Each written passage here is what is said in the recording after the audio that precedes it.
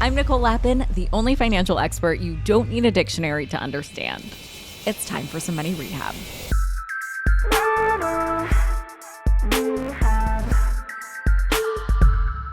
Picture a towering Ferris wheel in the middle of the desert, surrounded by giant palm trees and thousands of beautiful, beautiful people in extravagant outfits dancing in the sun. Welcome to Coachella, my friends, the mega music festival in Indio, California, where 250,000 fans flock every April to see the top musical artists in the world.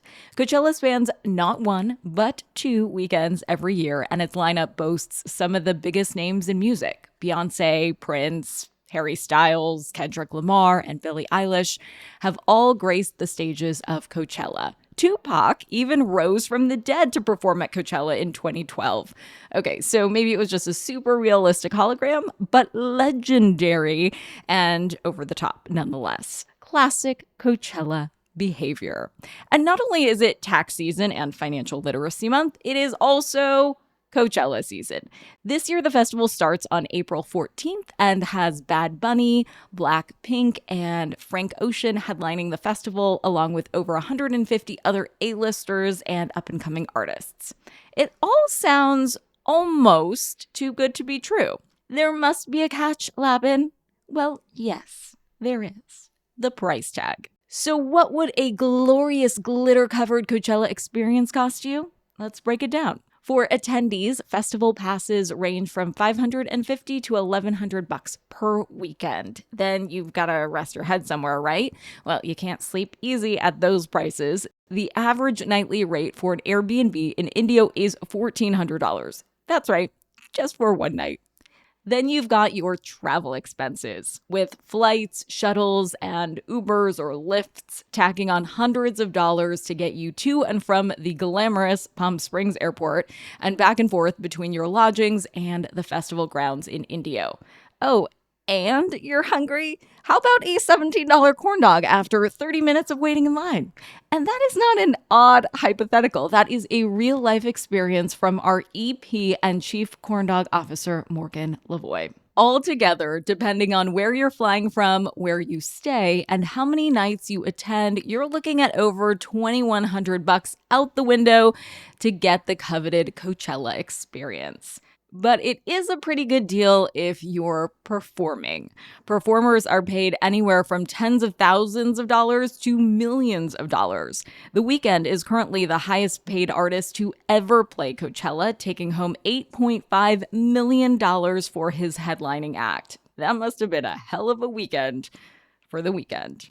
But not all performers have it so easy. According to a recent article in Variety, foreign musicians must comply with arduous and expensive administrative requirements from the U.S. government in order to perform on U.S. soil, or sand, in the case of Coachella. This year, more than half of the artists are coming from abroad. So for lesser-known foreign acts, the festival might be a great way to reach big audiences, but likely won't be a financial walk in the park, with $5,000 to $10,000 in work permit fees, plus a 30% foreign withholding tax that can only be avoided by jumping through additional administrative hoops. The festival itself makes over $100 million, and the city of Indio reports over $200 million made in total by businesses benefiting from festival-goer foot traffic. So it's probably no surprise that the cancellation of Coachella in 2020 and 2021 due to the pandemic had devastating repercussions for local businesses that relied on the festival for its annual influx of consumers. But is Coachella simply a business-boosting miracle for the Palm Springs and Indio areas? Or are we looking at it through rose-colored heart-shaped festival fashion glasses? Well, despite the economic boost from tourism, the financial story of Coachella isn't one-sided. And fun fact, I used to be an investigative reporter on the I-team at the CBS station in Palm Springs, actually. So I covered this stuff 20 years ago, and it just keeps getting bigger. The rise of expensive vacation rentals in Coachella Valley has been pushing out year-round occupants who can't keep up with the skyrocketing costs of housing and daily life. Many of the area's properties are being bought by out-of-state investors for the sole purpose of renting them out to festival goers at exorbitant prices. This dynamic has resulted in a shortage of affordable housing for the area's workforce, of which 25% work in leisure and hospitality and earn, on average, an annual income of less than $16,000, according to an article in the Coachella Valley Independent. So, local businesses are faced with the challenge of hiring and retaining employees throughout the year because workers simply can't afford to live in Indio and Palm Springs anymore. While expensive vacation rentals continue to be bought and built, local community programs and organizers are also working hard to construct affordable housing for working-class residents.